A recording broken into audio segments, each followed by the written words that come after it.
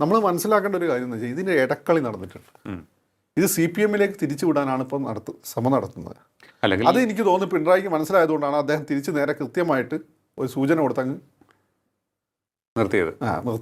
പക്ഷേ ഒന്ന് നോക്കുമ്പോൾ ഈസി ആയിട്ട് നേരത്തെ പറഞ്ഞതുപോലെ കരുക്കളാക്കാൻ സാധിക്കുന്നത് ഈ CPM-കാരാണ്. കാരണം ഈ പ്രാദേശികമായി നമ്മൾ നോക്കുമ്പോഴാണെങ്കിലും എല്ലാം ഒരു മാടമ്പി സ്വഭാവമായി മാറിയിട്ടുണ്ട്. ഇപ്പോൾ CPM-കാരുടെ ഒട്ടുമിക്ക സ്ഥലങ്ങളിലും ഒരു മാടമ്പി സ്വഭാവം അവരിലേക്ക് കരുക്കളാക്കി മാറ്റാൻ പറ്റും. മറ്റുള്ളവരെ CPM-മാരെ പ്രൊജക്റ്റ് ചെയ്യാൻ പറ്റും. കാരണം ഇവർ ദൈവനിഷേധികളാണല്ലോ ബേസിക്കലി. അതെ.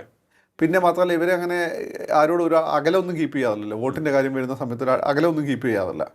അപ്പോൾ ഇവരെ എളുപ്പം നിങ്ങൾക്ക് ടാർഗറ്റ് ചെയ്യാൻ പറ്റും. നിങ്ങൾക്ക് ഇപ്പോൾ തിരുവനന്തപുരത്ത് ഒരു തല്ലുണ്ടായാൽ അത് നിങ്ങൾക്ക് വളരെ എളുപ്പം കുണ്ടുകാട് സാബുവിന് തലയിൽ വെച്ച് കൊടുക്കാൻ പറ്റും. കാരണം മൂപ്പര് ഓൾറെഡി ആ ഒരു പേരുള്ള ഒരാളാണ്. പക്ഷേ ഈ തല്ലുണ്ടാക്കുന്ന ചിലപ്പോൾ ഇവിടുത്തെ മാന്യനായ ഒരുത്തനായിരിക്കും എൻ്റെ പിന്നിൽ, അല്ലേ? എറണാകുളത്ത് തല്ലുണ്ടാക്കണം മരടാനീഷിൻ്റെ തലയിൽ ഈസി വെച്ച് കൊടുക്കാൻ പറ്റും. എന്തുകൊണ്ടാണ്? മരടാനീഷ് ഓൾറെഡി തല്ലൊക്കെ ഉണ്ടാക്കുന്ന ആളാണ്. പക്ഷെ അവിടുത്തെ ഒരു മാന്യനായിരിക്കും ഈ തല്ലിന് പിന്നിൽ.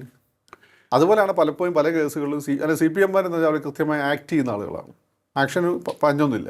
ഒന്നാമത്തെ കാര്യം. രണ്ടാമത്തെ കാര്യം എന്ന് വെച്ചാൽ അവരിപ്പോൾ ദൈവികമായ വിഷയങ്ങളെല്ലാം ബേസിക്കലി ദൈവ വിശ്വാസികളല്ല, നല്ല വിശ്വാസികളാണെന്നുള്ള വേറൊരു കാര്യം പേഴ്സണലി. അപ്പോൾ അതുകൊണ്ട് ഇത്തരം വിഷയങ്ങൾ അന്ന് ഇവരെ തലയിൽ വെച്ച് കൊടുക്കുക. അപ്പോൾ അവരിൽ നിന്ന് 1-2 ആളുകളെ വിലക്കെടുത്ത വളരെ എളുപ്പമാണ്. ഇങ്ങനെ ഒരു ഇടക്കളിയായിരിക്കും ആണ് ശബരിമല നടന്നത്. പക്ഷേ ഇതൊരു ചെറിയ കളിയല്ല. ആദ്യത്തെ തീപിടുത്തം, അത് കഴിഞ്ഞ് വെള്ളായണി ക്ഷേത്രത്തിലെ മോഷണം. വെള്ളായണി ക്ഷേത്രം എനിക്ക് അറിയാവുന്നതുകൊണ്ടാണ് ഞാൻ പറഞ്ഞത്. പല ഈ എവിടെയാണ് എറണാകുളത്തെ ഒരു ക്ഷേത്രത്തിൽ കാലടിയിൽ മരതക വിഗ്രഹം മോഷണം പോയി ഞാൻ ഇന്നലെ കേട്ടു. ഇതെങ്ങനെ സംഭവിക്കുന്നു? ഒരു വിഗ്രഹം ഇപ്പോൾ ഈ പറഞ്ഞ മുസ്ലിങ്ങളെ സംബന്ധിച്ചിടത്തോളം നമുക്കൊരു പള്ളീൻ്റെ ഒന്നും ആവശ്യമൊന്നുമില്ല. ക്രിസ്ത്യാനികളെ സംബന്ധിച്ചിടത്തോളം ക്ഷേത്രം പോലെ അവർക്ക് അത്ര ഇമ്പോർട്ടൻസ് ഒന്നുമല്ല.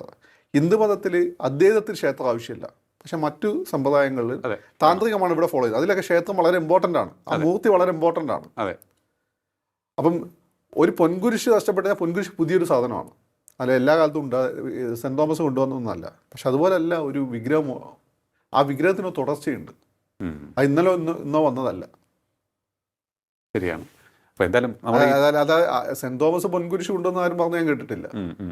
അത് മരക്കുരിശ് കൊണ്ടുവന്ന് എന്ന് കേട്ടിട്ടുണ്ട്. ഓക്കെ, ഇത് കേട്ടിട്ടില്ല ആ കഥയിൽ. മനസ്സിലായില്ലേ? അപ്പോൾ ഇതാണ് ഇതിൻ്റെ ഒരു കാര്യം. അപ്പം നമ്മൾ ഇത് വെറുതെ ഒരു പൊളിറ്റിക്കലായിട്ടൊരു ഡിസ്കോഴ്സിൽ തിരിച്ചു വിട്ടിട്ട് രാഷ്ട്രീയ ലാഭം നേടുകയോ നഷ്ടം ഉണ്ടാവുക എന്നുള്ളതല്ല ഇതിൻ്റെ പ്രശ്നം. എൻ്റെ നിങ്ങളെ അസ്തിത്വമായിട്ട് ബന്ധപ്പെട്ടൊരു പ്രശ്നമാണ്. ഈ സ്വത്വമില്ലേ നമ്മളെന്ത്? എനിക്ക് തോന്നുന്നു ഈ ഒരു വിഷയത്തിൽ അന്വേഷണം നടക്കണമെങ്കിൽ തന്നെയും ഇനിയിപ്പോൾ ഈ വിഷയത്തിൻ്റെ ഒരു കിടപ്പ് വെച്ച് നോക്കുകയാണെങ്കിൽ കേന്ദ്രം വിചാരിച്ചാൽ മാത്രമേ. എനിക്ക് CBI വലിയ വിശ്വാസമൊന്നുമില്ല.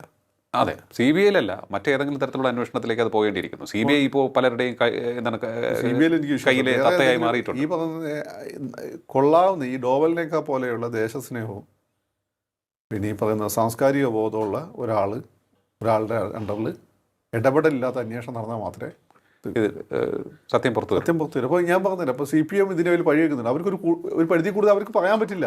കാരണം ഇവിടെ റിലീജിയസ് സെൻറ്റിമെൻസിനെ ബാധിക്കും. സംസ്കാരത്തെ തകർക്കുന്ന അജണ്ടയുമായി ബന്ധപ്പെട്ടും ഈ കേരളത്തിലെ മധ്യ കേരളത്തിലെ ഈ കേരള കോൺഗ്രസ്സുകൾ അല്ലെങ്കിൽ ഈ ക്രിസ്ത്യൻസിൻ്റെ വോട്ട് കൊണ്ട് മുന്നോട്ട് പോകുന്ന കേരള കോൺഗ്രസ്സുകൾ അല്ലെങ്കിൽ അതുമായി ബന്ധപ്പെട്ടുള്ള രാഷ്ട്രീയ പാർട്ടികൾ അവരുടെ ചട്ടുകമാകുന്നുണ്ടോ ഈ പിന്നിൽ പ്രവർത്തിക്കുന്ന ലോബിയുടെ? അല്ല, അവർ എല്ലാ കാലഘട്ടത്തിലും ഈ ഇൻഡിപെൻഡൻസിന് ശേഷം കേരളം ഭരിച്ചിട്ടുള്ള ആ ലോബി തന്നെയാണ്.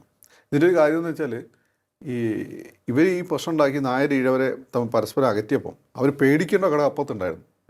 അതായത് വിശ്വാസത്തിൻ്റെ കാര്യത്തിൽ NSS യാതൊരു കോംപ്രമൈസും തയ്യാറാവില്ലായിരുന്നു. ഓക്കെ, അത് അങ്ങനെ എന്തെങ്കിലും വന്നു കഴിഞ്ഞാൽ അവർ എന്ത് ചെയ്യും? സ്വാഭാവികമായിട്ടും NSS എതിരാവും. ഓക്കെ, അതുകൊണ്ട് NSS-നെതിരാവുന്ന ഒരു കാര്യം ചെയ്യാതിരിക്കാൻ പിന്നെ അവർ ശ്രമിച്ചിട്ടുണ്ട്. പിന്നെ അവർ NSS-നെതിരെ തിരിഞ്ഞപ്പോഴാന്ന് വെച്ചാൽ 2016 ആയ സമയത്താണ്. 2016 ആയ സമയത്ത് എന്ന് വെച്ചാൽ ഈ പറയുന്നതിൻ്റെ മാതിരി കേരളത്തെ പൊളിറ്റിക്കൽ ഇക്വേഷനോ മാറ്റം വന്നു. അതായത് ലീഗ് 5-ാം സ്ഥാനം ചോദിച്ചപ്പോൾ NSS അടഞ്ഞു. NSS അടഞ്ഞപ്പോൾ അത് ഉപയോഗപ്പെടുത്തിക്കൊണ്ട് അവർ പ്ലേറ്റ് മാറ്റി LDF-ൻ്റെ കൂടെ പോയി. ഓക്കെ, അപ്പോൾ അത്തരത്തിലുള്ള സംഭവങ്ങളിൽ ഒരു അങ്ങനെ ആകെ കെട്ടിപ്പിണഞ്ഞ് കിടക്കുന്ന ഒരു അവസ്ഥയിലേക്കാണ്. അതെ. അപ്പോൾ ഈ സ്വാഭാവികമായി ഇതിൻ്റെ ഇടയ്ക്ക് ഇൻ കേരളത്തിലെ ഹിന്ദു വിശ്വാസത്തെ സംരക്ഷിക്കുന്നതിൽ NSS അപ്പുറം നിന്നതും SNDP ഇപ്പുറം നിന്നും നടത്തിയിട്ടുള്ള ജാഗ്രതയുണ്ട്. അത് ഇമ്പോർട്ടൻ്റ് ആണ്. ഇപ്പുറത്ത് പരിധി കൂടുതൽ കളിച്ചാൽ തീയന്മാരെതിരാവും, അപ്പുറത്ത് ഒരു പരിധി കൂടി കളിച്ചാൽ നായരെതിരാവും.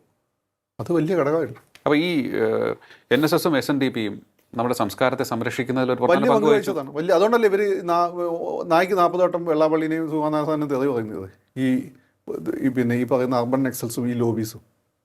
ആ ഇവർ വെള്ളാപ്പള്ളിക്ക് വോട്ടില്ല, സുഗമനാഥന് വോട്ടില്ല, എന്നിട്ട് എന്ത് തലയിൽ മുണ്ടിട്ട് ഇലക്ഷന് തലേന്ന് അവിടെ പോയിട്ട് കാല് വീഴും രണ്ടുപേരുടെ. ഓക്കെ, ഈ അർബൻ നക്സലിസത്തിന്റെ ഭാഗമായ ഒരു ലിറ്ററേച്ചർ പോലും ഉയർന്നു വരുന്നുണ്ട്. അതും ഇതിന്റെ ഭാഗമാണ്. ഈ അർബൻ നക്സൽ എന്ന് വെച്ചാൽ ഈ ഒരു ഭഗവാൻ തോന്നുന്നു, അല്ല മൽഹോത്ര, അയാൾ കൊണ്ടുവന്ന ടേമാണ്. ഈ അമേരിക്കൻ ഹിന്ദുവാണ് അങ്ങനെ. പക്ഷെ അങ്ങനെ RSS ഒരാളോട് പോപ്പുലറാക്കിയത് അങ്ങനെ ഒരു വിഭാഗമുണ്ട്. നമ്മളൊക്കെ എപ്പോഴൊക്കെ അർബൻ നക്സലിസത്തിന്റെ ഭാഗമായിരുന്നു, നമ്മുടെ വായനയുടെയൊക്കെ ഫലമായിട്ട്. പിന്നെ എപ്പോഴും റിയലൈസ് ചെയ്തപ്പോഴാണ് നമ്മളത് മാറ്റി വെച്ചത്. മനസ്സിലായില്ലേ? അപ്പോൾ അങ്ങനെയുള്ള ആളുകൾ നിങ്ങൾ ഏത് ഡിസ്കഷൻ എടുത്ത് നോക്കിയാൽ വെള്ളാപ്പള്ളി സാറിനെയും സുഗമനാഥ സാറിനെയും തെറി പറയില്ല അവരെ പരിപാടി. അതാരാണ് സന്തോഷിപ്പിക്കുന്നത്? കാരണം അവരെ പോലെ രണ്ടുപേര് ഈ സംഘടന നയിക്കുന്നതുകൊണ്ടാണ്, ഈ രണ്ട് സംഘടന ഉള്ളതുകൊണ്ടാണ് ഈ രണ്ട് സമുദായത്തെ അങ്ങനെ നിർത്താൻ പറ്റുന്നത്. ഈ രണ്ട് സമുദായത്തിൻ്റെ വോട്ട് ബാങ്ക് ഇവർക്ക് പേടിയാണ്. ഈ വോട്ട് ബാങ്ക് പേടിയില്ല എന്ത് ചെയ്യും? അവർക്ക് തോന്നിയ പോലെ ചെയ്യും. ഓക്കെ, അപ്പം പതുക്കെ ആ രണ്ട് സംഘടനയെ ശക്തി ക്ഷയിപ്പിക്കുക എന്നുള്ളൊരു അജണ്ട കൂടി ഇതിൻ്റെ പിന്നിലുണ്ട്. ഇവർക്ക് പലർക്കും പുറത്തൊക്കെ പോകാനുള്ള പിന്നെ ലെക്ചർ ചെയ്യാനൊക്കെ ഉള്ള ക്ഷണം കിട്ടുന്നുണ്ട്, പിന്നെ ഫെലോഷിപ്പ് കിട്ടുന്നുണ്ട്. ഇതൊക്കെ എങ്ങനെ കിട്ടുന്ന? ഓക്കെ, ഇതൊരു ചെറിയ അജണ്ട അല്ല, ആദ്യം മനസ്സിലാക്കുക.